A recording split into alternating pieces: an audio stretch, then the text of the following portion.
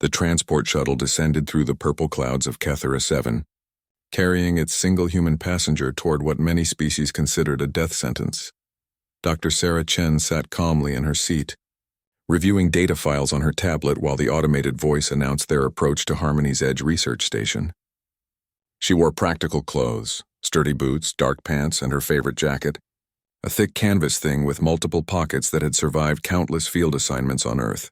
The shuttle pilot, a four-armed techie named Voss, kept glancing back at her through the cockpit door. Finally, his curiosity won. "Human Chen, you understand what you volunteered for, yes? The Vraxian young are not like human children. They are born with teeth. Sharp teeth, killing teeth." Sarah looked up from her tablet and smiled. "I've read the briefing materials. I've also worked with wolf cubs, bear cubs, and once helped relocate a crocodile nest. I'll be fine." Voss's translator box made a choking sound that might have been his species' equivalent of disbelief. "Those are predators from your world. Earth is classified as a Class 9 death world. Your predators and our predators are not the same thing." "Predators are predators," Sarah said simply. "They all follow certain patterns. Once you understand the patterns, you can work with them safely." The techie pilot said nothing more, but Sarah noticed his hands tightened on the controls. Word had spread across the galaxy about this human, who had requested assignment to the Vraxian nursery program. Most species thought she was insane. The Vraxians themselves had been reluctant to accept her application, only agreeing because the human government had been very persistent about proving their species could handle diplomatic challenges. The station came into view, a spinning wheel of metal and glass orbiting the Vraxian homeworld. Ships from a dozen different species dotted the docking ports. Kethera 7 had become a symbol of the new galactic community, a place where former enemies tried to understand each other. The Vraxians had only joined the Galactic Council 5 years ago, and they still made many species nervous. They stood over 2 meters tall, covered in armored scales, with claws that could tear through steel and jaws full of teeth designed for hunting. Humans had arrived in the galaxy even more recently, just 2 years ago, and everyone had expected them to be afraid of species like the Vraxians. Instead, humans seemed fascinated. They asked endless questions. They wanted to study everything. They volunteered for assignments that other species avoided. It was confusing and slightly disturbing to the established galactic order. The shuttle docked with a gentle thump. Sarah gathered her bags and thanked Voss, who still looked worried. The station's interior was built to accommodate many different species, with varying ceiling heights and temperature zones. Sarah followed the signs to the xenobiology wing, where she had been told to report. Ambassador Krell waited for her in the observation room overlooking the nursery. He was massive even for a Vraxian, his scales a deep crimson color that indicated his warrior caste, his eyes yellow with vertical pupils fixed on Sarah as she entered. Several other species representatives stood with him, all keeping a respectful distance from the Vraxian diplomat. "Dr. Chen," Krell said, his voice a deep rumble that the translator rendered into flat, emotionless standard. "I must perform my duty and warn you one final time. Our young are dangerous. Even adult Vraxians approach nursery duties with caution. We have instincts that protect us. You do not have our instincts. You do not have our armor. You do not have our strength." Sarah set down her bags and looked through the observation window. 6 cubs tumbled and fought in the nursery below, each about the size of an earth wolf. Their scales were softer than adults, still developing their armor, but their teeth looked fully formed. As she watched, 2 of them wrestled over a piece of synthetic meat, growling and snapping at each other. "They're beautiful," she said. Several species in the observation room made sounds of shock. A techie scientist spoke up. "Beautiful? They are juvenile apex predators. They have already injured 3 robot handlers. We had to redesign the machines with heavier armor." "How old are they?" Sarah asked. 43 days since hatching," Krell answered. "Old enough to eat solid food. Old enough to establish dominance hierarchy. Old enough to be very, very dangerous." Sarah nodded, still watching the cubs. She noticed how they played, how they tested each other's strength, how the largest one kept the others in line with quick nips and growls. She had seen similar behavior in wolf packs and lion prides and groups of young bears. The species were different, but the patterns were the same. "I'd like to meet them," she said. Krell's scales rippled, a sign of agitation. "Now, you wish to enter now? Should you not spend days observing first, learning their individual personalities?" Studying their behavior patterns? I've been studying the video feeds for 3 weeks, Sarah replied. I know which one is the leader. I know which one is shy. I know which one is curious. That one there, the smallest with the darker scales around the eyes. That one will probably approach me first. She pointed to a cub that hung back from the wrestling matches, watching everything with alert eyes. Krell followed her finger and his translator box made a sound like grinding stones. That is 7th of Clutch. The smallest. The weakest. She will be the first to challenge you because she has the most to prove. Or she'll be curious because she's a careful observer. Sarah countered. Either way, I'd like to meet her and her siblings. The other species in the observation room began speaking all at once, their translator boxes creating a jumble of warnings and predictions of disaster. A Grenic philosopher from a species that evolved as herd prey kept insisting this was suicide. A Korvax scientist wanted to place bets on how many seconds Sarah would survive. Even the human liaison officer from Earth's diplomatic corps looked nervous. Krell raised one massive hand and silence fell. The parents are watching from the adjacent chamber. If you are injured, they will intervene. If you show fear, they will intervene. If you show aggression, they will intervene. Do you understand? I understand, Sarah said. She removed her jacket, then thought better of it and put it back on. The nursery was kept warm for the cubs, but the jacket had protected her from countless animals over the years. It felt right to wear it now. She rolled up her sleeves and walked to the airlock door. Behind her, someone activated the station's internal cameras. This moment was being broadcast to xenobiology departments across the galaxy. Everyone wanted to see what would happen when a soft human met Vraxian cubs for the first time. Many expected blood. Some expected death. None of them expected what would actually happen. Sarah stepped through the airlock into the nursery. The 6 cubs immediately stopped playing and turned to look at her. 6 pairs of yellow eyes locked onto the strange creature that had entered their space. The largest cub growled low in its throat. The smallest, 7th of Clutch, tilted her head to one side. Sarah sat down on the floor cross-legged and waited. She did not speak. She did not move. She simply existed in their space, calm and patient, while the galaxy watched and held its breath. The silence in the nursery stretched for nearly 5 minutes. Sarah remained seated on the floor, her breathing slow and steady, her posture relaxed but not threatening. The cubs watched her with the intensity that only young predators could manage, trying to decide if she was prey, threat, or something else entirely. In the observation room above, a dozen species held their collective breath. Krell stood with his massive hands pressed against the glass, ready to signal the parents to intervene. The human liaison officer had her hand hovering over the emergency shutdown button. Camera feeds showed the scene to thousands of viewers across the galaxy, and betting pools on various worlds were processing final wagers on how long the human would survive. The largest cub moved first, circling around Sarah at a distance of about 3 meters. His scales were a bright bronze color, and his movements showed the confidence of a dominant youngster. Sarah did not turn her head to follow him. She kept her eyes forward, using her peripheral vision to track his position. Direct eye contact could be interpreted as a challenge, and she wanted to avoid that for now.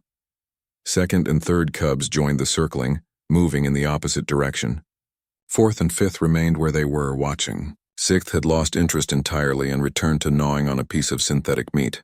But 7th of Clutch, the smallest, took 3 cautious steps forward. Sarah noticed the movement and made a soft sound, a low hum that came from deep in her chest. It was not quite a purr, not quite a growl, just a gentle vibration that said, I am here and I am calm. She had used similar sounds with wolf cubs, and they seemed to work across species. 7th of Clutch took another step forward. Her nostrils flared, scenting this strange creature. Sarah slowly extended one hand palm down, fingers relaxed, letting the cub approach at her own pace. The other cubs had stopped circling and were watching their smallest sibling with interest.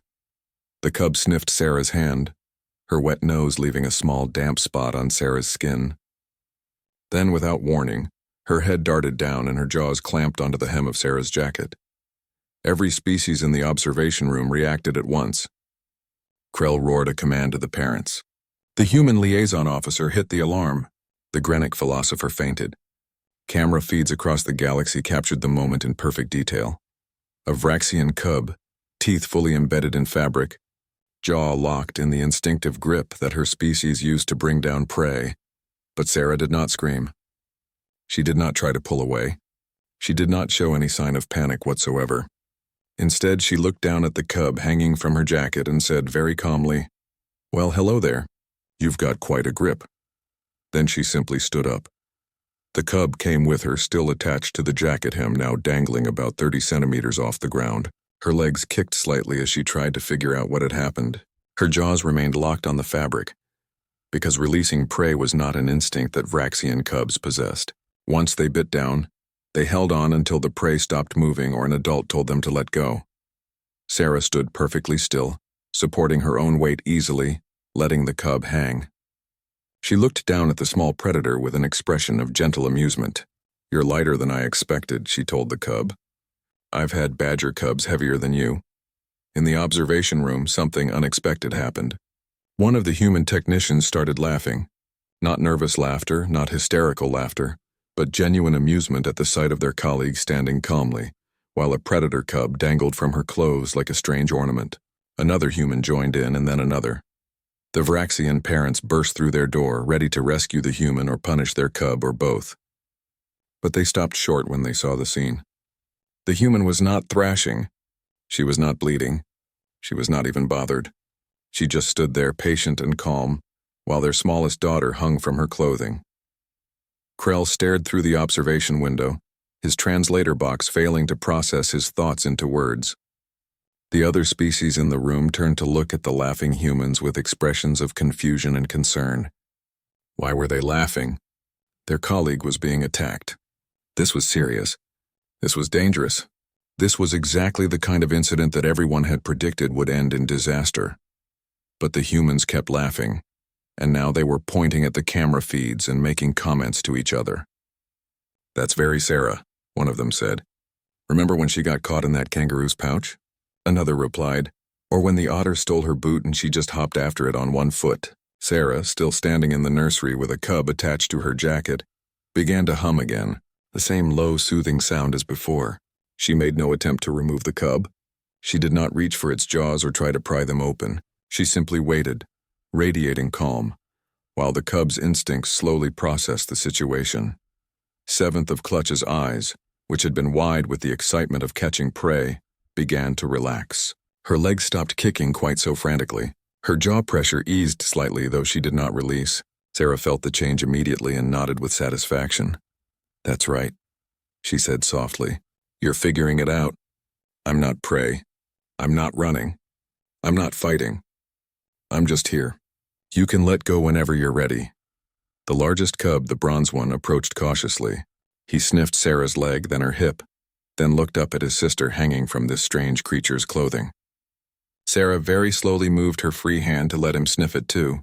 He bumped his nose against her palm, then made a huffing sound that might have been confusion. The Vraxian parents stepped forward, and the mother made a low clicking sound. It was a command, one that all Vraxian cubs understood from hatching: release. Seventh of Clutch's jaws opened immediately, and she dropped to the floor, landing on all 4 feet with natural grace. She looked up at Sarah, then at her mother, then back at Sarah, clearly trying to understand what had just happened. Sarah slowly crouched down, returning to the cub's level. She kept her movement smooth and predictable. Seventh of Clutch took a step back, suddenly shy now that the excitement of biting had passed. But Sarah extended her hand again, palm down, and waited. The cub sniffed her hand again, more carefully this time. Then she did something that made the Vraxian parents' scales ripple with shock. She pressed the top of her head against Sarah's palm, the way young Vraxians did when they wanted attention from a parent. Sarah gently scratched behind the cub's developing scale ridge, her fingers finding the spots that itched as new growth came in. Seventh of Clutch made a sound like a rumbling purr, her eyes half closing with pleasure. The other cubs, seeing this, began to approach as well, curiosity overcoming caution. In the observation room, the laughter had faded to amazed silence. Krell watched as the human, the soft prey species human, sat surrounded by 6 Vraxian cubs who were now investigating her with intense interest. They sniffed her hair. They pawed at her boots. They tugged at her jacket sleeves. And she handled each interaction with calm confidence, redirecting teeth away from skin, offering appropriate surfaces to bite, scratching itches, and making those strange humming sounds that seemed to soothe the cubs. "Explain this," Krell said to the human liaison officer. "Explain why your people laugh when facing danger. Explain why she did not fear. Explain why the cubs accept her." The liaison officer, a man named Marcus who had served in Earth's Wildlife Conservation Corps before joining the diplomatic service, smiled. "Ambassador, on Earth we have a saying. It's not the size of the dog in the fight, it's the size of the fight in the dog. But we also understand that sometimes there is no fight at all. Sometimes there is just understanding." Krell's translator box made a frustrated grinding sound. "That explains nothing." Marcus looked through the window at Sarah, who now had 3 cubs in her lap and the other 3 circling her like she was the most interesting thing in their world. "Ambassador, humans have lived alongside predators for our entire existence. We did not just survive them. We learned from them. We befriended them. We brought them into our homes. That woman down there has spent her whole career studying how young predators think and develop. To her, those cubs are not monsters. They are just children who need guidance." "They are dangerous children," Krell insisted. "All children are dangerous," Marcus replied. "Human children included. The question is not whether they can hurt you. The question is whether you know how to teach them not to." The footage of Sarah standing calmly while a Vraxian cub dangled from her jacket spread across the galactic network within hours. By the next station cycle, it had been viewed over 50 million times. Commentary came from every corner of known space, and the reactions revealed just how differently species interpreted the incident. The Grenic, who had evolved as herd prey on peaceful grasslands, saw it as proof of human insanity. Their news feeds ran headlines like "Death World species lacks survival instinct, and human allows predator attack. Survives through luck alone." Their philosophers debated whether humans had a broken fear response or simply did not understand danger. The Korvax, a warrior species who valued strength and combat prowess, viewed it with grudging respect.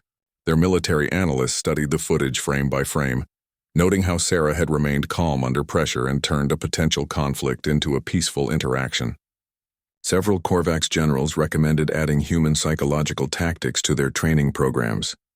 The Techie, who prided themselves on logic and scientific reasoning, were simply confused. They created mathematical models trying to explain human risk assessment and kept getting results that made no sense.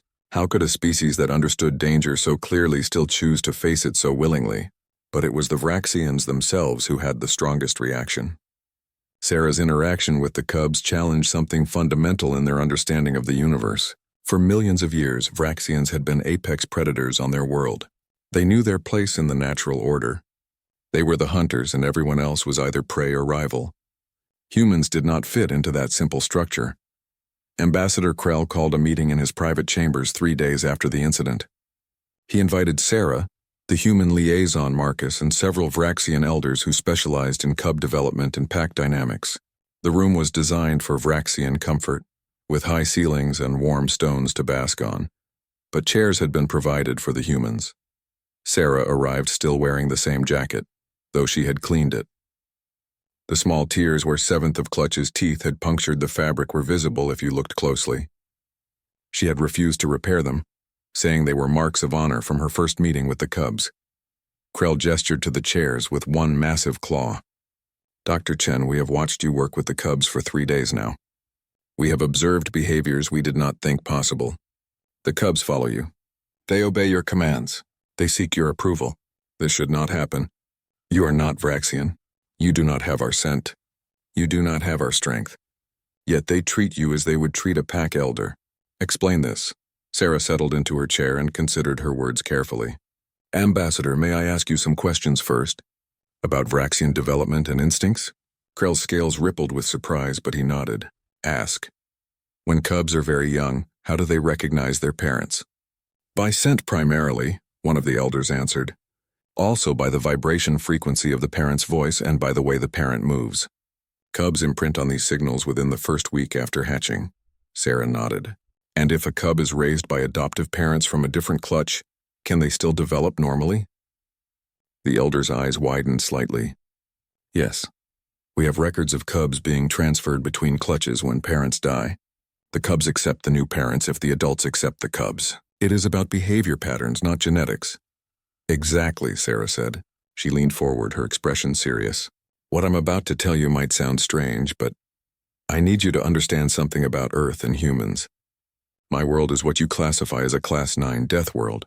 Do you know what that means in practical terms? Krell nodded slowly. High gravity. Extreme weather. Dangerous native species. We know humans evolved in harsh conditions. It's more than that, Sarah continued. Earth has dozens of apex predators.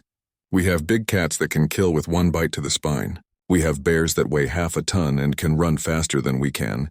We have crocodiles that existed before the dinosaurs and survived everything the planet threw at them. We have snakes with venom that can kill in minutes. We have spiders, sharks, wolves, eagles, and hundreds of other creatures that are perfectly designed to kill. The Vraxians listened, their scales rippling with what might have been respect for these other predators. Humans are not the strongest species on Earth, Sarah said. We are not the fastest.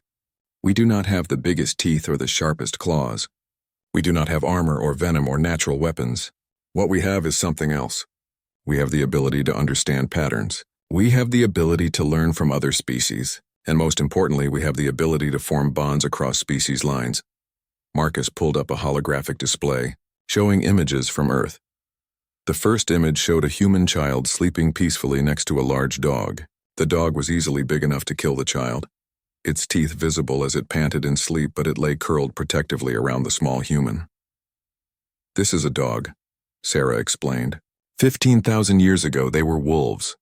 Apex predators. They hunted in packs and could bring down prey much larger than themselves. But humans and wolves discovered something. We were better together than apart. We could communicate. We could cooperate. We could hunt together, share food, protect each other. Over thousands of years, wolves became dogs. Now we have hundreds of breeds, all descended from those ancient wolves, and they live in our homes as family members.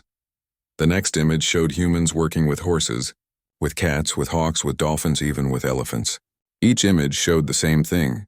Humans and powerful animals working together, trusting each other, forming bonds that cross the species barrier. This is impossible, one of the Vraxian elders said, but his voice lacked conviction. Predators do not bond with prey species. Prey does not trust predators. That's the thing, Sarah said gently. Humans are not really prey. We're also not really predators in the way you are. We're omnivores. We're adaptable. We're survivors. We learned early that making friends was often more useful than making enemies. Yes, sometimes we hunted animals, but sometimes we fed them, healed them, protected them, raised their young. We became part of their world, and they became part of ours.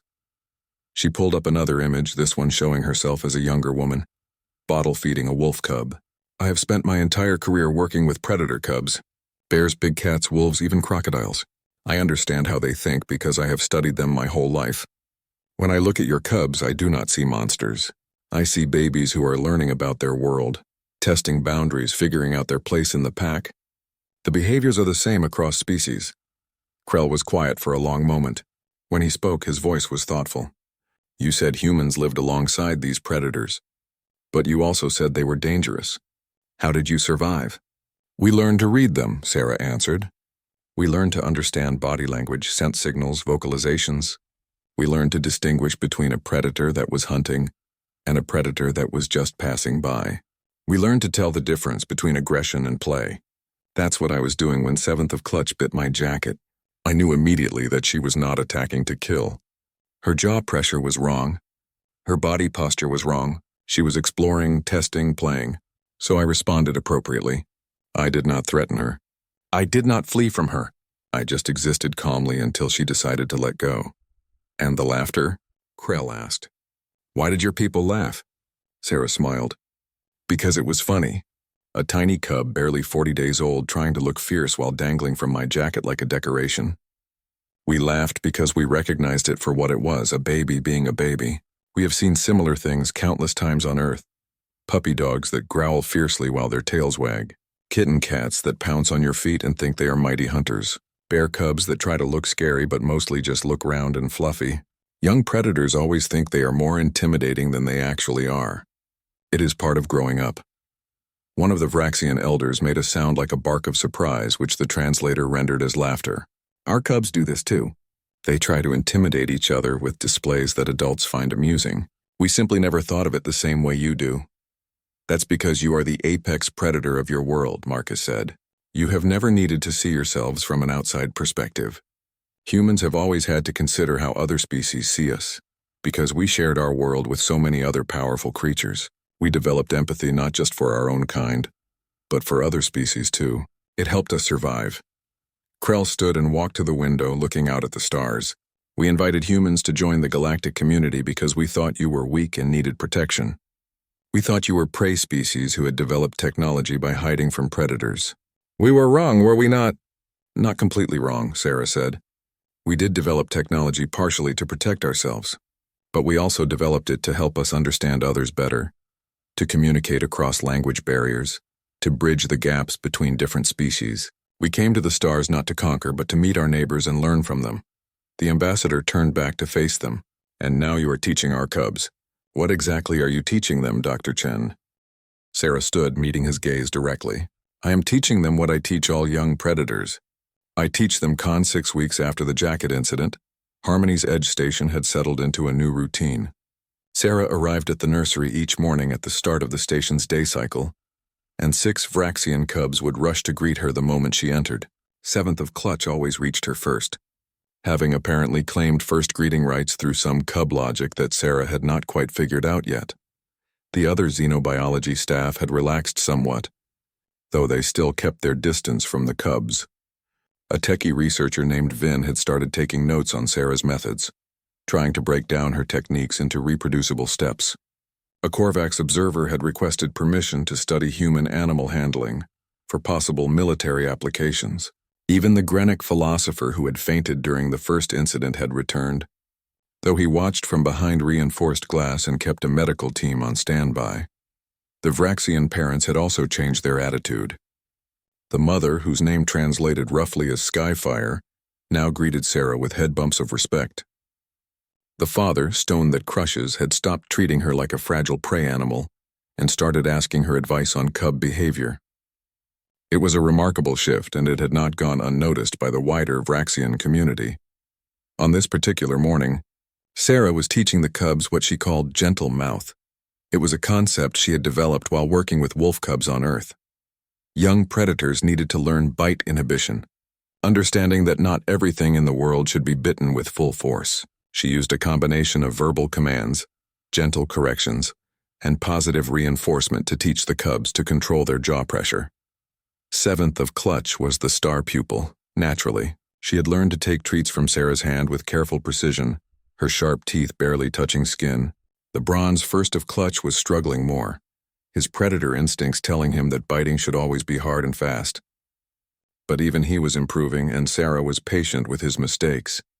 The station's alarm interrupted the training session at mid-morning. The sound was not the emergency evacuation alarm that everyone feared, but rather a maintenance alert. Sarah's translator immediately provided context. Water system breach in Section 7, automated repair systems responding, no danger to station integrity. Sarah thought nothing of it and returned to working with the cubs. But 15 minutes later, Ambassador Krell burst into the observation room, his scales dark with agitation. Dr. Chen, we have a situation. One of the cubs is missing. Sarah's head snapped up. Missing? How? The nursery is sealed. Not missing from the nursery, Krell clarified. Missing from the station sensors.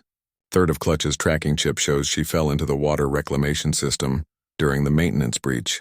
The grate covering the water flow gave way when she climbed on it. Sarah was already moving toward the door. Where does the water system run? How do we access it? Skyfire pushed past Krell, her claws scraping the floor in her haste. I will go. I am her mother.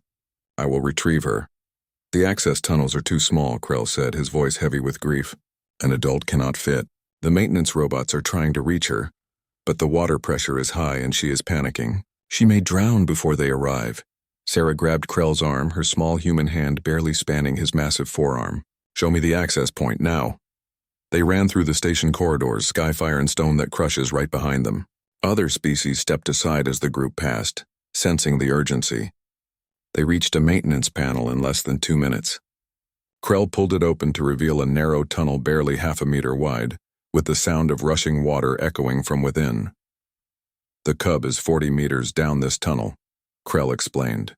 "The robots will reach her in approximately 8 minutes, but her vital signs show extreme distress. If she inhales water—" Sarah did not wait for him to finish. She pulled off her jacket, handed it to Marcus, who had followed them, and squeezed into the tunnel entrance. "Keep the robots back until I signal. They might scare her worse." "Dr. Chen, you cannot," Skyfire said, but Sarah was already moving. The tunnel was tight, forcing her to crawl on her belly, pulling herself forward with her arms. The metal was cold and wet, and the sound of water grew louder as she advanced. Behind her, she heard Marcus on the communicator. "All personnel, Human Chen is attempting cub rescue in water system. Stand by for updates." Across the galaxy, millions of viewers who had been following the human and cub story suddenly had their feeds interrupted with breaking news. The human who had calmly let a cub bite her jacket was now crawling through a maintenance tunnel to rescue a drowning predator. Betting pools reopened. Would she succeed? Would she drown? Would the cub attack her in its panic? Sarah's world narrowed to the tunnel ahead. Her shoulders scraped the sides. Her knees banged on rivets. The water sound was deafening now, and she could hear something else. High-pitched distress calls. The cub was still alive and calling for help. Sarah moved faster, ignoring the pain of her bruised body. She found third of clutch in a small chamber where the water pooled before draining to the next level. The cub was clinging to a pipe, her head barely above water, her scales slick and her eyes wide with fear. When she saw Sarah, she made a sound that pierced through the water noise, a desperate cry for rescue. "I've got you, baby," Sarah said, her voice calm despite her racing heart. "I've got you." She reached for the cub, and third of clutch did exactly what panicking animals always do. She lunged, all claws and teeth, trying to climb onto anything solid. Sarah felt claws rake her shoulder and teeth snap near her face, but she had expected this. She had been bitten, clawed, and climbed on by panicking animals dozens of times. She knew the difference between a predator attacking to kill and a terrified baby seeking safety. Sarah wrapped her arms around the cub's body, pinning the forelegs gently but firmly against the cub's sides. "You're okay. I've got you. You're safe now." The cub struggled for a moment, then seemed to recognize Sarah's scent or her voice or simply the calm confidence of her grip. Third of clutch went still except for her shivering, pressing her head against Sarah's chest. "Good girl," Sarah said. "Now we need to crawl back. This is going to be weird, but trust me." Crawling backward through a tight tunnel while holding a wet, scared, and very toothy predator cub was not something Sarah had ever trained for specifically, but she had crawled through caves with injured animals before. She had carried baby bears down mountains. She had transported angry badgers in improvised containers. She understood the principle: move slowly, stay calm, and do not let the animal's fear become your fear. The journey back took twice as long as the journey in. Sarah's arms ached from holding the cub. Her shoulders burned where claws had scratched her. Her knees were definitely going to bruise. But she kept moving, kept talking to the cub in soothing tones, kept her breathing steady even when the tunnel seemed impossibly tight. When she finally emerged from the access panel, she was soaking wet, bleeding from multiple scratches, and covered in mechanical oil. Third of clutch still clung to her, shivering and making small distressed sounds. Sarah did not let go until Skyfire was there, taking her baby with gentle jaws, checking her over with a mother's frantic care. Stone that Crushes looked at Sarah with an expression she could not quite read.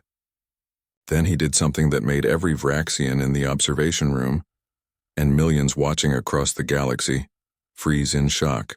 He lowered his massive head and pressed it against Sarah's shoulder, in the gesture that Vraxians only used for pack members they trusted with their lives. "You brought back my child," he rumbled. "You went into danger for one of our cubs. You are pack now. You are family." Sarah, dripping and exhausted, managed a smile. "She's my student. Of course I went after her." Marcus appeared with towels and a medical kit. He started cleaning Sarah's scratches while she protested that she was fine.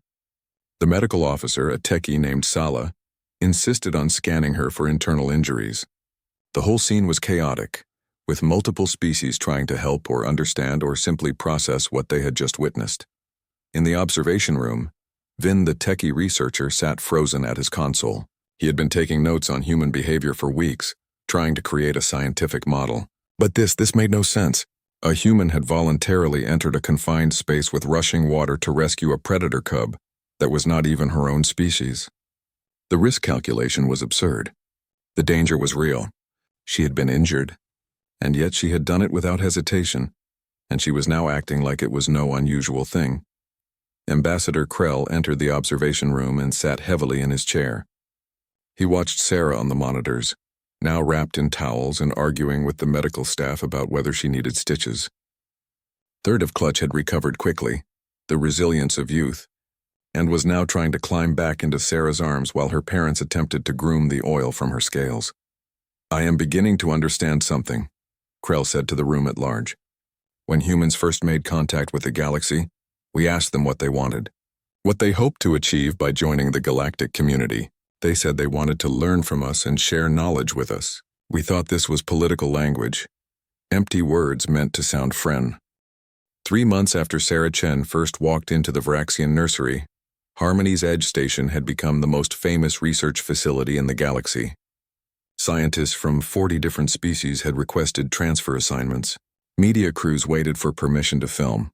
Tour companies were offering packages that included observation deck time. And at the center of it all, 6 Vraxian cubs were growing up learning that the universe was more complicated than predator and prey. The cubs had grown considerably. They were now the size of adult Earth wolves, their scales hardening into proper armor, their claws developing the sharpness they would need as adults. But they still followed Sarah around the nursery like oversized puppies. And Seventh of Clutch still occasionally grabbed the hem of Sarah's jacket in her jaws, though now it was clearly play rather than exploration. The jacket itself had become something of a galactic icon. The small tears from that first encounter had been preserved, and similar tears had been added over the weeks. Sarah refused all offers to replace it, saying it told the story of her work better than any report could. Human clothing manufacturers had started producing xenobiology field jackets that looked similar, and they were selling across human space faster than factories could make them. But the real change was not in fashion or fame. The real change was in how species across the galaxy were beginning to reconsider their relationships with each other. The footage of Sarah's calm response to being bitten, and especially her rescue of Third of Clutch, had sparked conversations that the Galactic Council had been trying to start for decades. If humans could bridge the gap between prey species behavior and predator species behavior, what other gaps might be bridged? Ambassador Krell stood in the Galactic Council chamber, addressing representatives from over 200 species. The chamber was designed to accommodate all body types, with sections for aquatic species and water tanks, sections for flyers with perches, and traditional seating for bipeds and quadrupeds.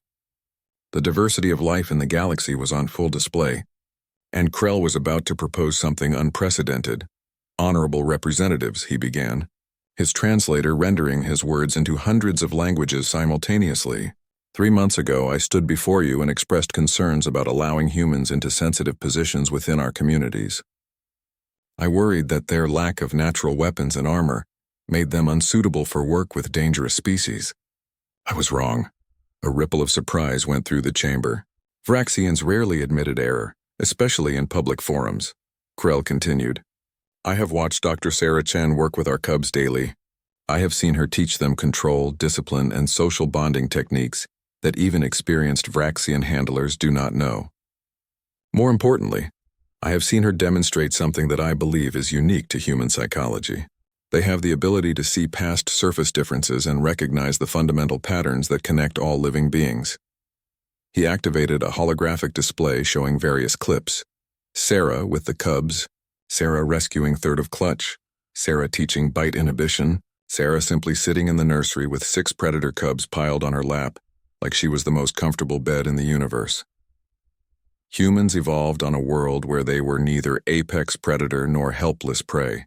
They existed in the middle, surrounded by creatures that could kill them, but also surrounded by opportunities for cooperation. They learned to read body language across species. They learned to form bonds with animals that should have been their enemies. They domesticated predators and turned them into partners. This is not weakness. This is a strength that the galaxy has never seen before. A Grenic representative stood, his herbivore frame trembling slightly. "Ambassador Krell, with respect, humans are still concerning to many prey species. They are predatory in their thinking, aggressive in their negotiations, and they eat meat. How can we trust them? Before Krell could answer, a human representative stood. It was Marcus, who had been promoted to lead human diplomatic efforts after his work at Harmony's Edge. Representative, you are correct that humans eat meat. We are omnivores, but we also eat plants, grains, fruits, and vegetables. We contain multitudes, as one of our poets said. We are predator and prey, aggressive and peaceful, individual and social. We are contradictions, and that is exactly why we can bridge gaps that others cannot. He pulled up his own display showing images from Earth. Humans farming peacefully, humans hunting for food, humans rescuing injured animals, humans protecting endangered species, humans at war, humans making peace. We are not one thing. We are all things depending on context and need. When Dr. Chen looks at a Vraxian cub, she sees both the predator it will become and the child it is now. She responds to both aspects appropriately. This is what humans can offer the galaxy. The ability to hold multiple truths at once and act with wisdom rather than instinct. The council chamber erupted in discussion. Species argued, debated, and questioned. But slowly a consensus began to form. There was something valuable in the human approach, something that could help solve problems that had seemed unsolvable. A Korvax military commander stood, her armored form imposing even among the diverse assembly. I propose a pilot program. Let humans establish training centers for young of various predator species. Let them share their methods with our handlers and teachers. We will monitor results and assess after one standard cycle. The proposal passed with 73% approval, a strong majority by council standards. Within weeks, plans were underway for human-led xenobiology programs on a dozen worlds. Sarah received offers from 8 different species to help establish their programs. She accepted 3. Choosing species whose young seemed most similar to animals she had worked with on Earth. But she remained at Harmony's Edge for now, because her 6 students were not finished with their education. The cubs were approaching their first maturation milestone, when they would begin to establish their adult personalities and roles within Vraxian society. It was a critical time, and Sarah wanted to see them through it. On what would be her last day working with this particular group before moving to her new assignments, Sarah organized a demonstration for the galactic media. It had been carefully planned with the Cubs' parents and with Ambassador Krell, and it was designed to show exactly what 3 months of human training had accomplished. The demonstration area was set up in the station's main auditorium, with seating for 500 observers and camera feeds to billions more across the galaxy. Sarah entered wearing her famous jacket, now decorated with numerous small tiers and repairs, each one a story. The 6 cubs followed her in a precise line, each one stepping exactly where the previous one had stepped, a level of discipline that shocked the Vraxian observers. These cubs, Sarah announced to the audience, have learned what all young predators must learn. They have learned their own strength. They have learned to control their instincts. They have learned to work as a pack.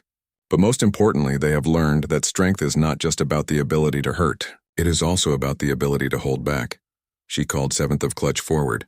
The cub, now nearly adult-sized, approached and sat at Sarah's feet. "May I have your hand?"